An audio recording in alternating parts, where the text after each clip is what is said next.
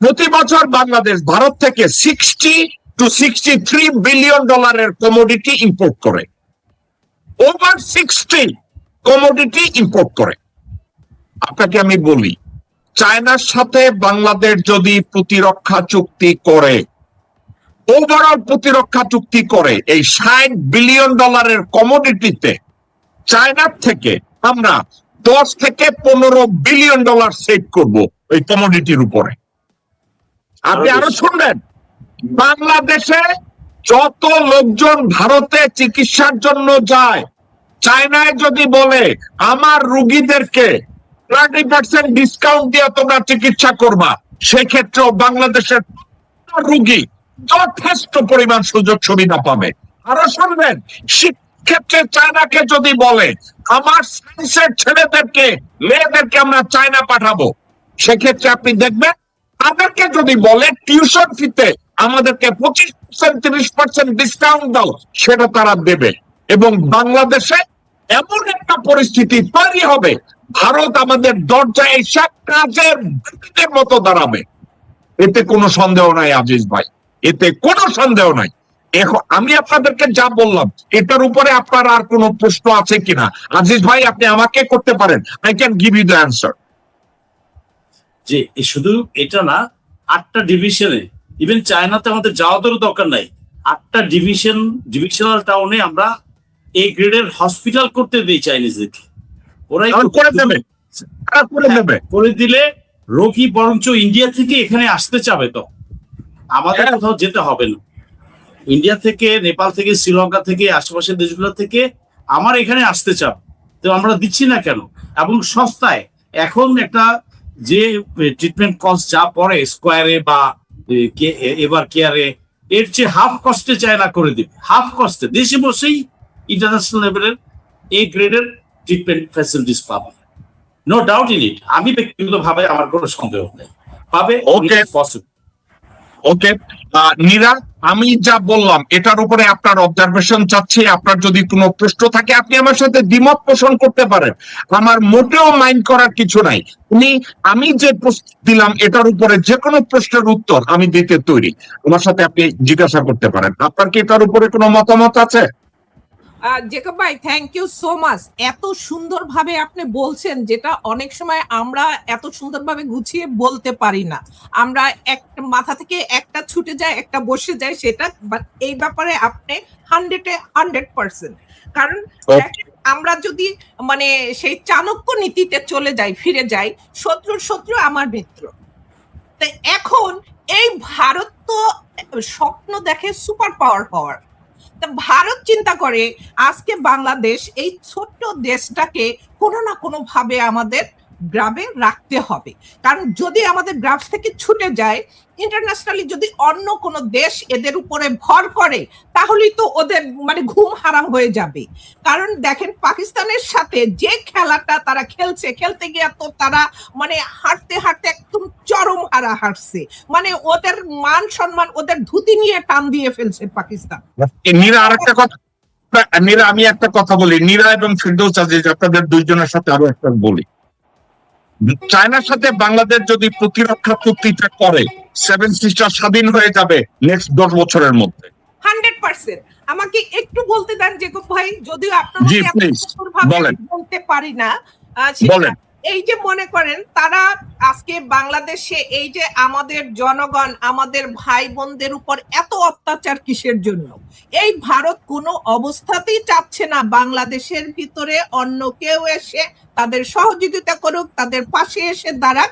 তাইলে ওদের খানা নষ্ট হয়ে যাচ্ছে, কারণ ওরা পাকিস্তানের সাথে বুঝে উঠতে পারছে না, ওখানে কখনই সে পারবে না। সে কাশ্মীর নিয়ে যত কিছুই হয়ে যাক না কেন, পাকিস্তান তাদের সেই খেলা দেখিয়ে দিয়েছে, এবং পাকিস্তান কিন্তু খুব ভালোভাবে ভারতের খেলা বুঝে ফেলছে।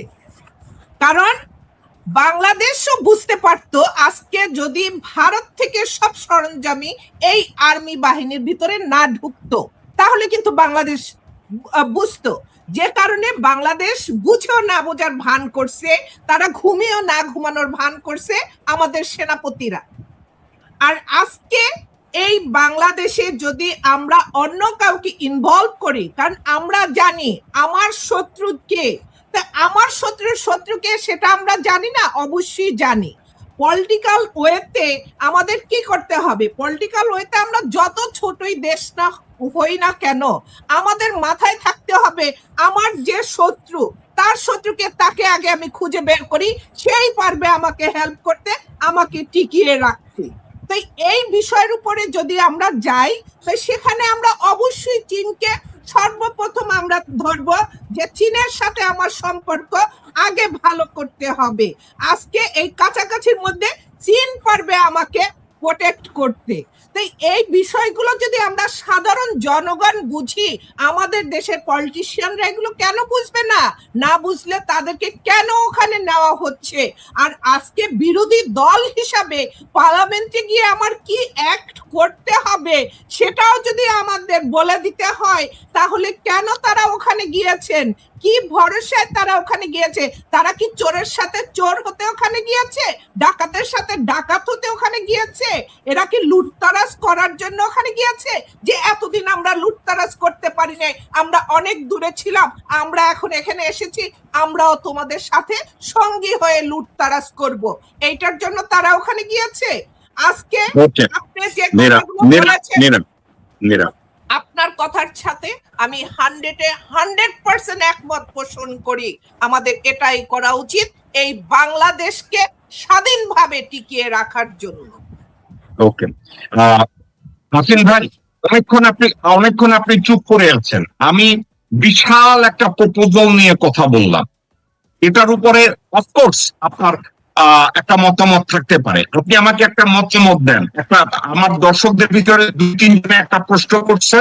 আমি এই একজনে বলছে, ভদ্রলোক বলছে, এবং কথাটা আমার কাছে লজিক্যাল, এটার আমার একটা ব্যাখ্যাও আছে। ভদ্রলোক বলছে যে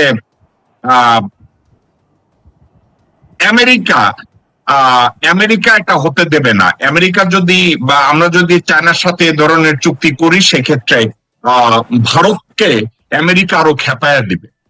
এবং তার এই কথাটার জবাব আমার কাছে আছে, আমি এটার জবাবটা দেব। কিন্তু আমি যে প্রপোজালটা নিয়ে কথা বলছি, এটার উপরে কোনো কথা আছে কিনা? এটার বিপক্ষে আপনি কথা বলতে পারেন, এটার পক্ষেও কথা বলতে পারেন, এবং আপনার কোনো প্রশ্নও থাকতে পারে, প্লিজ বলেন। আমার কথা হলো, আপনি যে প্রস্তাবটা দিচ্ছেন সুন্দর প্রস্তাব, এতে আমাদেরকে আমরা নিজেরা হীনমান্যতায় ভুগি। আমরা কি কাপুরুষ জাতি? অবশ্যই আমরাই পারবো। আমাদের দেন কয়েকটা ফাইটার, আমাদের ভালো অস্ত্র দেন, গোলা বারুদ দেন, আমরা চীনকে দেই আমাদের আমাদের যে এয়ারপোর্টটা দেওয়ার কথা সেটা দেই। আমার চীনের সৈন্য দরকার নাই। আর চীন যদি আসে, প্রথমে পশ্চিমবঙ্গ স্বাধীন হবে এবং 7 অটোমেটিক হবে। কার লাগে যুদ্ধ করবে? যুদ্ধ দরকার নাই।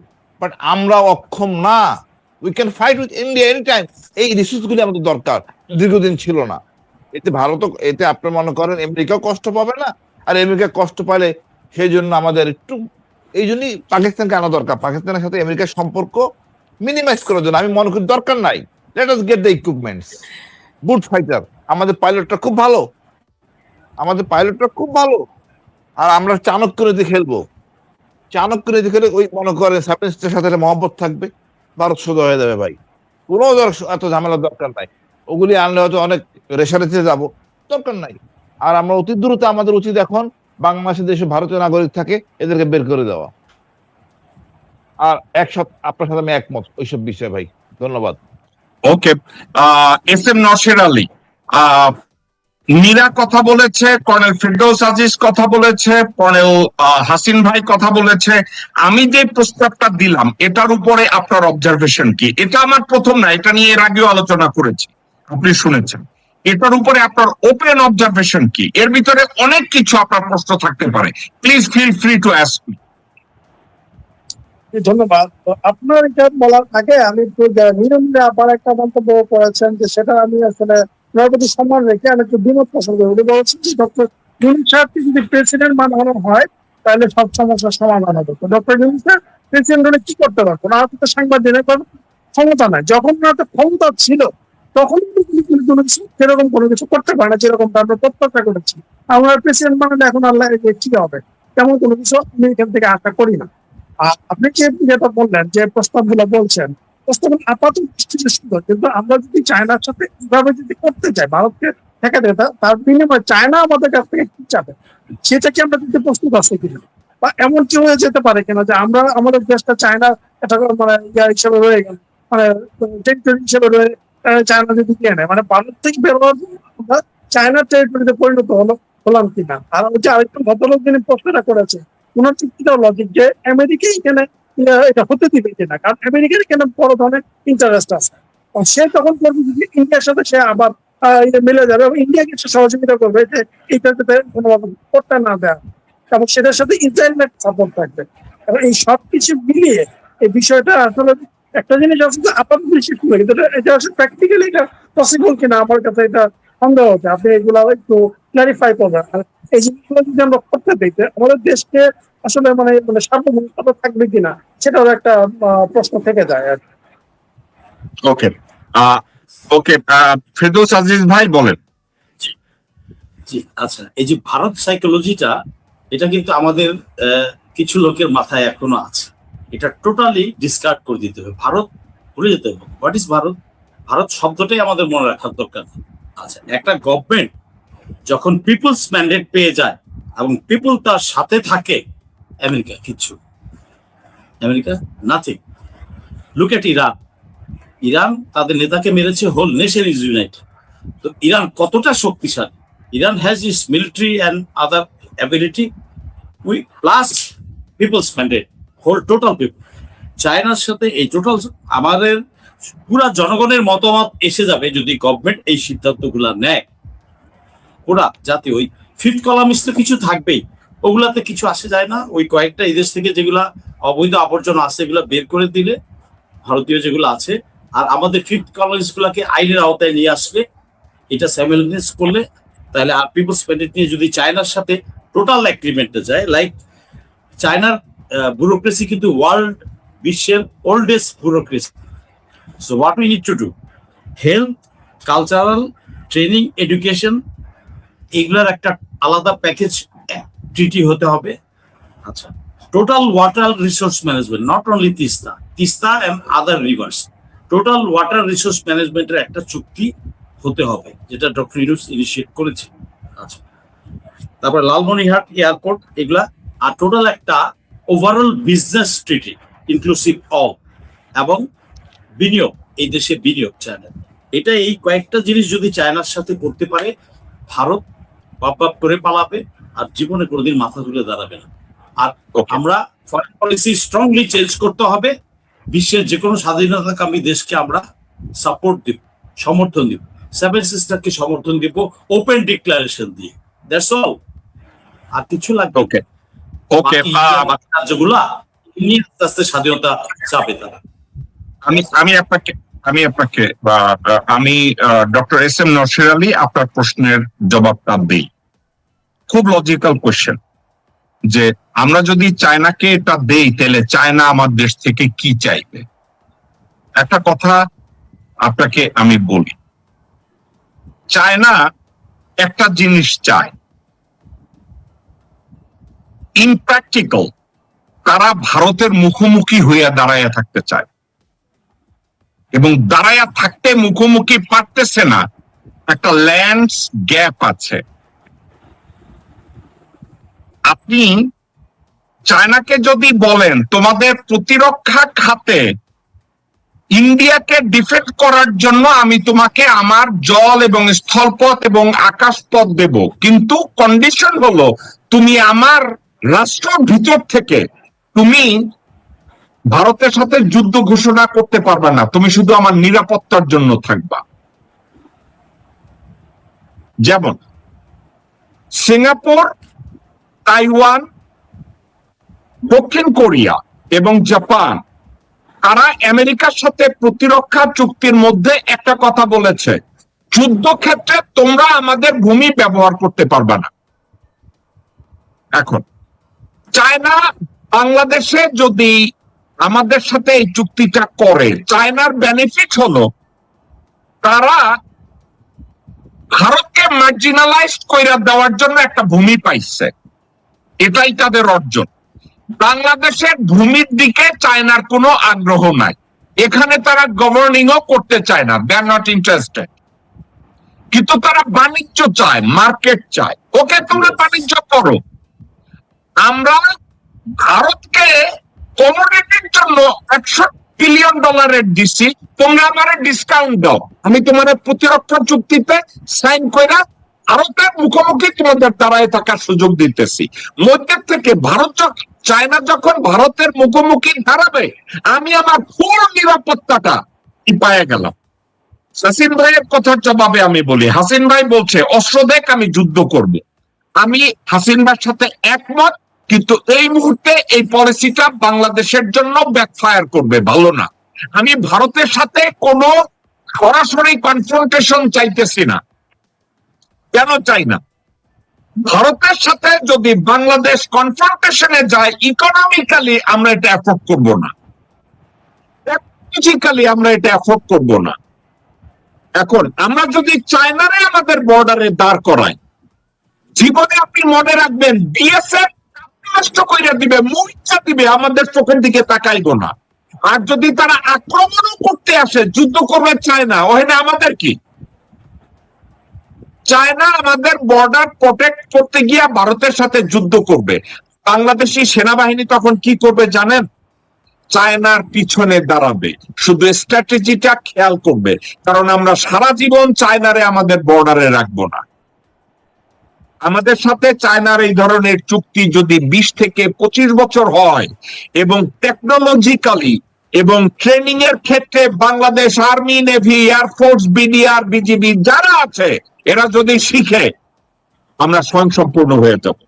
20 থেকে 25 বছর অপেক্ষা করার দরকার নাই। চায়নার সাথে এই চুক্তি করলে নেক্সট 10 বছরে পশ্চিমবঙ্গ স্বাধীন হয়ে যাবে, 7 সিস্টার স্বাধীন হয়ে যাবে, ভারত ফারাক্কা সমস্যার সমাধান করবে, বর্ডারে কোনো কিলিং হবে না। আমাদের শিক্ষা খাতে আমাদের ছেলেরা শিক্ষিত হবে, মিলিটারি ট্রেনিং এর ক্ষেত্রে আরো সামনে এগোবে। এখন ওই ভদ্রলোকের কথার জবাব দেই, আমেরিকা এটা হইতে দিবে কিনা। আপনারা, আমি যে ভদ্রলোক বলেছে, আপনার কথার জবাবটা আমি দিচ্ছি, আমি জানি না আপনি লাইনে আছেন কিনা। আপনারা ওনার নাম আসাদুল ইসলাম, আসাদ সাহেব, আমেরিকার সর্ববৃহৎ বাণিজ্য চুক্তি চায়নার সাথে, আমেরিকার সর্ববৃহৎ বাণিজ্য চুক্তি চায়নার সাথে, এবং ওই চায়নার সাথে এই চুক্তিতে চায়না আবার বলছে পৃথিবীর কোন দেশে আমরা যদি বাণিজ্য চুক্তি করি, আমেরিকা সেখানে ইন্টারফেয়ার করবে না। আরো একটা কথা আছে, চায়না আরো একটা কাজ করে, সেই কাজটা কি? চায়না এবং আমেরিকা তারা প্যারালাল একটা ফরেন পলিসি তারা মেনটেন করে।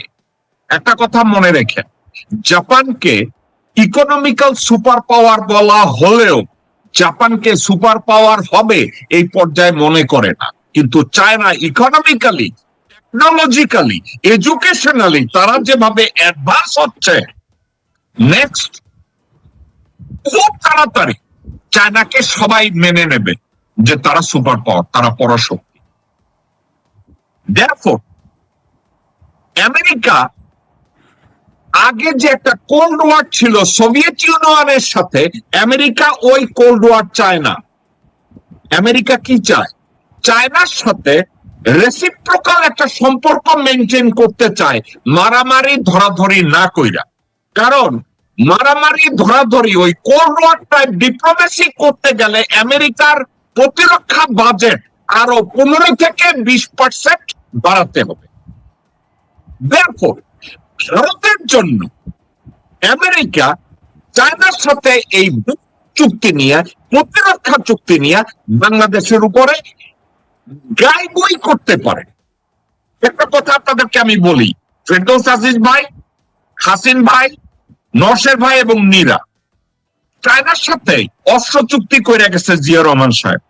আমেরিকা গত 35-40 বছর চেষ্টা করছে বাংলাদেশ সামরিক বাহিনীতে অস্ত্র supply, small arms supply, ammunition supply এগুলো দেওয়ার জন্য। আমেরিকা কিন্তু ওইখানে সাপ্লাইতে ঢুকাইতে পারে না। কেন পারে না এটা কি জানেন? চায়নার সাথে তাদেরও আন্ডারস্ট্যান্ডিং আছে যে বাংলাদেশ সরকার ইন্ডিপেন্ডেন্টলি যদি কোনো সিদ্ধান্ত নেয় সেক্ষেত্রে আমেরিকা ইন্টারভিন করবে না। একটা কথা, আপনারা কম্বোডিয়ার দিকে তাকান। কম্বোডিয়ার এক সময় কিং ছিল প্রিন্স নরোদম সিহানুক। নরোদম সিহানুককে বলা হলো, কিউ সাম্পান বলছিল যে তুমি কাগজ সাইন করো, আমরা আমেরিকার সাথে এই চুক্তি করব, ওই চুক্তি করব, এইটা করব, সেটা করব। নরোদম সিহানুক স্মার্টলি বলল, আমি অসুস্থ, আমি চায়নার থেকে চিকিৎসা করাই আসি, আমি আইসা সাইন করব। নরোদম সিহানুক আসতে চায়নায় গেল। ফেরদৌস ভাই, হাসিন ভাই, নওশের ভাই এবং নীরা, প্রিন্স নরোদম সিহানুক চায়নায় যাইয়া চায়নার সাথে প্রতিরক্ষা চুক্তিটা সাইন করে ফেলাইছে। সাইন কইরা তারপরে চায়নারে বলছে, এবার আমারে সিকিউরিটি দিয়ে কম্বোডিয়ায় পাঠাও। কিউ সাম্পান চিতায় গেছে, আমেরিকা আর ওইটা চ্যালেঞ্জ করে টিকা থাকে নাই। তো বাংলাদেশে যারা মনে করেন যে আমেরিকা এইটা করতে দেবে না, আপনারা শুধু ভুল না, বিশ্বের রাজনীতি এবং ডিপ্লোমেসি সম্পর্কে আরো পড়েন। আমি সবকিছু জানি না, আমি অনেক কিছু জানি না, কিন্তু আমি কয়েকটা জিনিস, হাসিন ভাই শুনলে আপনি অবাক হবেন, মনোযোগ দিয়ে পড়ছি। আমেরিকার সাথে সিঙ্গাপুরের প্রতিরক্ষা চুক্তিটা আমি লাইন বাই লাইন পড়ছি।